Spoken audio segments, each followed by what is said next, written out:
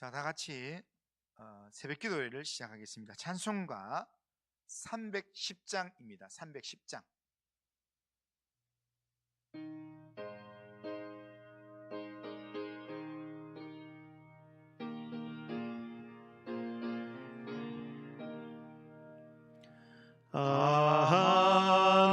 하나님의 은혜로 있을 데 없는 자 왜 구속하여 주는지 난 알 수 없도다. 내가 믿고 또 의지함은 내 모든 형편하시는 주님 늘 보호해 주실 것을 나는 확실히 아네. 왜 내게 굳센 믿음과 또 복음 주셔서 내 마음이 항상 편한지 난 알 수 없도다. 내가 믿고 또 의지함은 내 모든 형편 아시는 주님 늘 보호해 주실 것을 나는 확실히 아네. 왜 내게 성령 주셔서 내 마음 감동해 주 예수 믿게 하는지 난 알 수 없도다. 내가 믿고 또 의지함은 내 모든 형편 아시는 주님 늘 보호해 주실 것을 나는 확실히 아네. 주 언제 강림하실지 혹 밤에 혹 낮에 또 주님 만날 그곳도 난 알 수 없도다. 내가 믿고 또 의지함은 내 모든 형편 아시는 주님 늘 보호해 주실 것을 나는 확실히 아네. 자, 신앙 고백하겠습니다. 다 같이 신앙 고백합니다. 나는 전능하신 아버지 하나님 천지의 창조주를 믿습니다. 나는 그의 유일하신 아들 우리 주 예수 그리스도를 믿습니다. 그는 성령으로 잉태되어 동정녀 마리아에게서 나시고 본디오 빌라도에게 고난을 받아 십자가에 못 박혀 죽으시고 장사된 지 사흘 만에 죽은 자 가운데서 다시 살아나셨으며 하늘에 오르시어 전능하신 아버지 하나님 우편에 앉아 계시다가 거기로부터 살아있는 자와 죽은 자를 심판하러 오십니다. 나는 성령을 믿으며 거룩한 공교회와 성도의 교제와 죄를 용서받는 것과 몸의 부활과 영생을 믿습니다. 아멘. 자, 하나님 말씀은 요한복음 6장 1절에서 15절입니다. 요한복음 6장 1절에서 15절. 자, 요한복음 6장 1절 15절 한 절씩 교독해 보겠습니다. 자, 그 후에 예수께서 디베랴의 갈릴리 바다 건너편으로 가시매 그 무리가 따르니 이는 병자들에게 행하시는 표적을 보았음이로라. 예수께서 산에 오르사 제자들과 함께 거기 앉으시니 마침 유대인의 명절인 유월절이 가까운지라 예수께서 눈을 들어 큰 무리가 자기에게로 오는 것을 보시고 빌립에게 이르시되 우리가 어디서 떡을 사서 이 사람들을 먹이겠느냐 하시니 이렇게 말씀하심은 친히 어떻게 하실지를 아시고 빌립을 시험하고자 하심이라.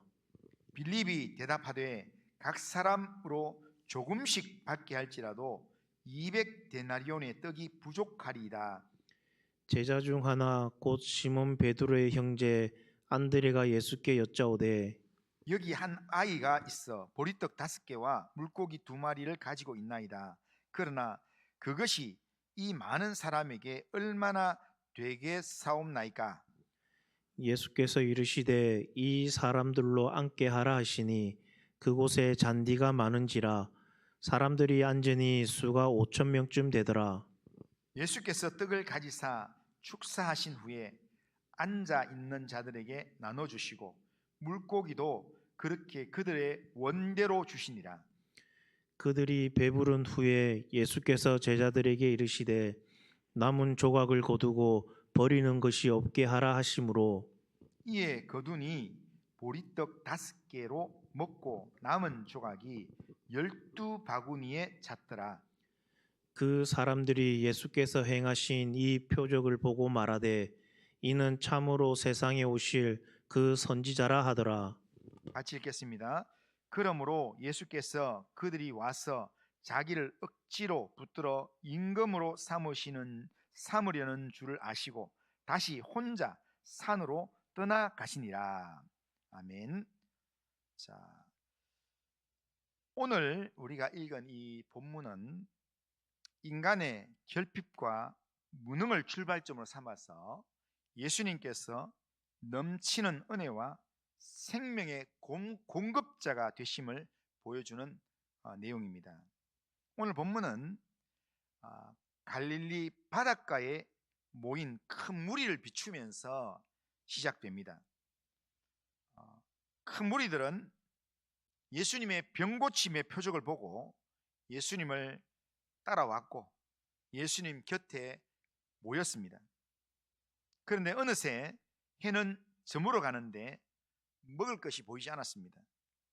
이때 제자들의 눈에 먼저 들어온 것은 이 사람들의 배고픔이 아니라 자신들의 한계였습니다. 7절에 보면 빌립이 대답하되 각 사람으로 조금씩 받게 할지라도 200데나리온의 떡이 부족하리다 라고 말합니다. 이 말 속에는 계산과 현실 감각이 있지만 동시에 믿음의 지평은 닫혀 있습니다. 여기서 우리를 멈추게 하는 단어는 부족하다라는 단어입니다. 8절 9절에 보면 시몬 베드로의 형제 안드레가 예수께 여짜오되 여기 한 아이가 있어 보리떡 5개와 물고기 2마리를 가지고 있나이다. 그러나 그것이 이 많은 사람에게 얼마나 되겠사옵나이까? 라고 말합니다. 그러니까 보리떡 5개와 물고기 2마리, 한 아이의 손에 쥐어진 이 작은 양식은 많은 무리 앞에 내놓기에는 너무나 초라하고 턱없이 부족한 그런 양이다라는 말입니다. 그러나 요한복음은 이 결핍을 부끄러운 조건으로 말하지는 않습니다. 오히려 이 결핍이 은혜의 도구가 됨을 말씀하고 있습니다. 인간의 손에 남아있는 것이 거의 없을 때 예수님은 그 작은 남은 것을 가지고 놀라운 기적을 행하신다는 겁니다. 그런데 예수님께서 기적을 행하실 때 하신 첫 번째 행동은 바로 떡을 만든 것이 아니었다. 바로 떡을 만드신 것이 아니라 그 초라한 떡 5개와 물고기 2마리를 가지고 감사 기도를 하셨다라는 겁니다. 감사는 풍요로울 때 나오는 반응이 아니라 믿음으로 하나님을 바라볼 때 드러나는 고백입니다. 예수님은 부족함 앞에서 하늘을 향해서 감사함으로 이 사건이 단순히 배고픈 자들을 먹이는 구제가 아니라 하나님 나라가 임하는 표적임을 드러내셨습니다. 오늘을 살아가는 우리 역시 다르지 않습니다. 시간은 늘 부족하고 마음의 여유는 사라지고 또한 신앙조차도 메말라 있다고 느껴지는 그런 시간들이 우리에게 있습니다. 그러나 오늘 본문은 우리에게 네가 가진 것이 얼마나 있느냐 이렇게 묻는 게 아니라 그것을 누구의 손에 맡기고 있느냐라고 묻는다는 겁니다. 그런 의미에서 오늘 본문은 우리의 결핍의 문제를 예수님 앞으로 가지고 나오라고 초대하는 내용이라 할 수 있습니다. 그렇다면 이 결핍의 한가운데 서 계신 예수님은 그럼 어떤 분이십니까? 오늘 본문에서 먼저 발견할 수 있는 예수님은 결핍의 상황 앞에서 물러서지 않는 분이다라는 것을 알 수 있습니다. 사람들은 광야와 같은 빈들에 있고 또 해는 저물어 가면서 먹을 것이 아무것도 없습니다. 그렇지만 예수님은 이 상황을 위기로 규정하지 않으셨습니다. 오히려 이 자리를 하나님의 일을 드러낼 그런 표적의 자리로 예수님은 받아들이셨다는 겁니다. 그래서 예수님은 먼저 빌립에게 이런 말씀을 질문했습니다. 5절에 보면 우리가 어디서 떡을 사서 이 사람들 먹이겠느냐? 빌립에 그렇게 말씀하셨습니다. 이 질문은 뭔가 정보가 필요해서 빌립에게 이렇게 물은 것이 아니었습니다. 제자들이 시선을 어디에 두고 있는지를 드러내기 위한 예수님의 의도적인 질문입니다. 오늘 요한복음의 저자인 요한은 이렇게 말한 의도를 분명하게 기록하고 있습니다. 6절을 보면 이렇게 말씀하시면 친히 어떻게 하실지를 아시고 빌립을 시험하고자 하심이라 이렇게 말씀합니다. 그러니까 주님은 지금 어떻게 하실지를 이미 다 알고 계시면서 그러면서 지금 빌립이나 제자들이 시선을 어디에 두고 있는가를 주님께서 드러내시기 위해서 그렇게 의도적으로 말씀하셨다는 겁니다. 예수님은 이미 길을 알고 계시는 분이십니다. 결핍 속에서도 계획과 정하신 뜻을 놓치지 않는 분이 바로 우리 하나님 예수 그리스도라는 겁니다. 제자들은 계산을 하고 제자들은 가능성을 따집니다. 안드레는 보리떡 5개와 물고기 2마리를 가져와서 그렇게 내놓지만 이게 얼마나 되겠나 하면서 부정적인 그런 결론을 내립니다. 9절에 보면 그러나 그것이 이 많은 사람에게 얼마나 되겠사옵나이까? 라고 말한다는 겁니다. 인간의 계산은 언제나 부족함에서 멈추게 됩니다. 그러나 예수님은 부족함을 출발점으로 삼아서 충만함으로 이끄시는 분이다라는 겁니다. 무엇보다 중요한 것은 예수님이 이 떡을 통해서 예수님 자신을 계시하신다라는 점입니다. 요한복음 6장은 이 사건 이후에 곧바로 예수님께서 나는 생명의 떡이다 라고 선언하는 이 예수님의 자기 선언으로 나아간다는 겁니다. 그러니까 오병이어는 그 자체가 목적이 아니라 예수님의 십자가와 자기 나눔을 미리 보여주는 표적이라는 겁니다. 그래서 오늘 이 내용이 표적이다라고 표현하고 있습니다.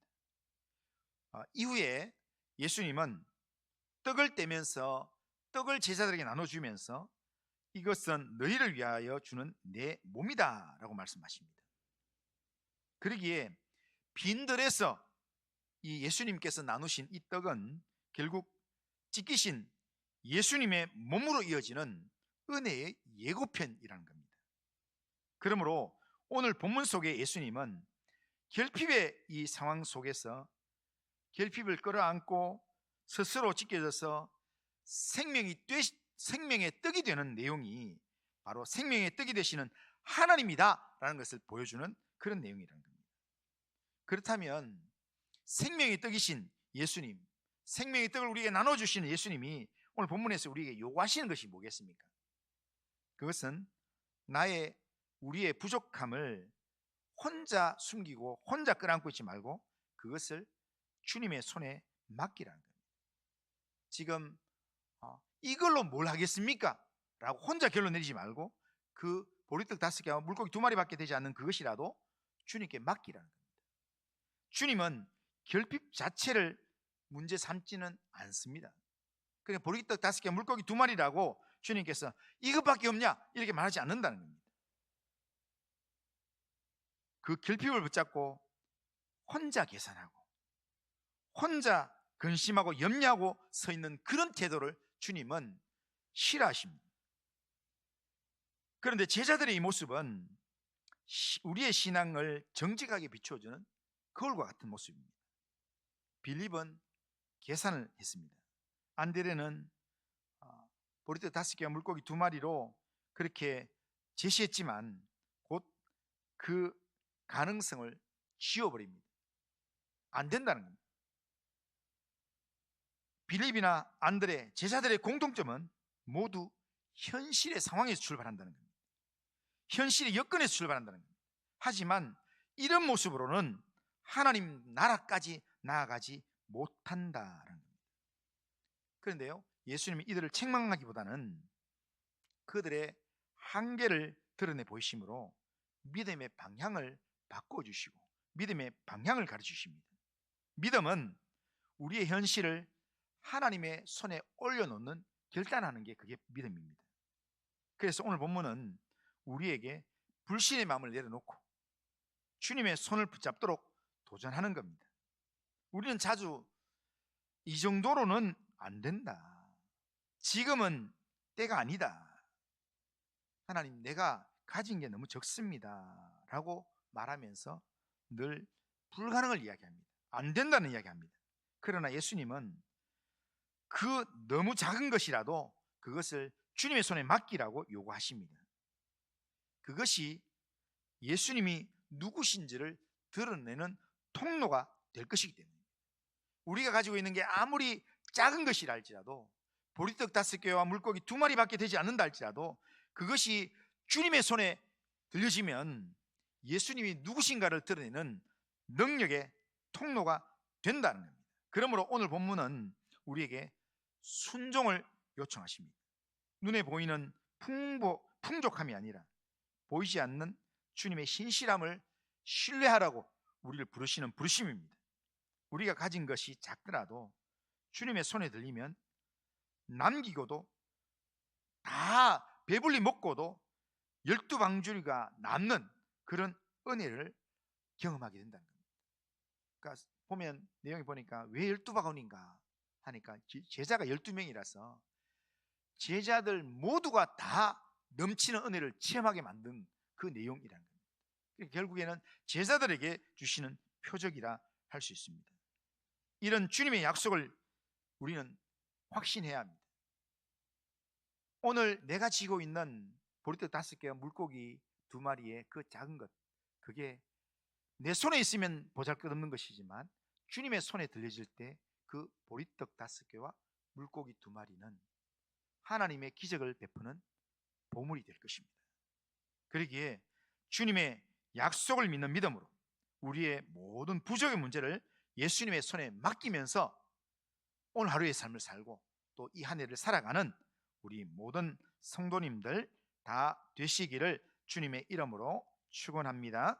기도합니다. 거룩하신 하나님 아버지, 오늘도 우리의 삶을 주님께 맡기며 우리의 부족의 문제, 결핍의 문제를 우리가 끌어안고 혼자 걱정하고 염려하면서 그렇게 낙심하는 모습으로 살아가지 않게 하시고 우리의 문제 해결자 되시는 주님께 맡겨드릴 수 있도록 인도하여 주옵소서.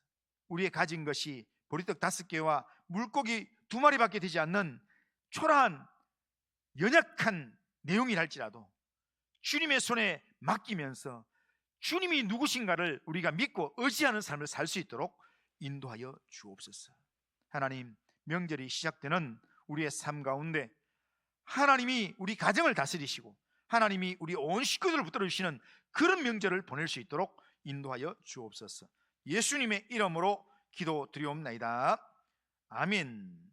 주님 가르치신 기도하겠습니다. 하늘에 계신 우리 아버지여, 이름이 거룩히 여김을 받으시오며 나라가 임하시오며 뜻이 하늘에서 이루어진 것 같이 땅에서도 이루어지이다. 오늘 우리에게 일용할 양식을 주시옵고 우리가 우리에게 죄 지은 자를 사해 준 것 같이 우리 죄를 사해 주시옵고 우리를 시험에 들게 하지 마시옵고 다만 악에서 구하시옵소서. 대개 나라와 권세와 영광이 아버지께 영원히 있사옵나이다. 아멘.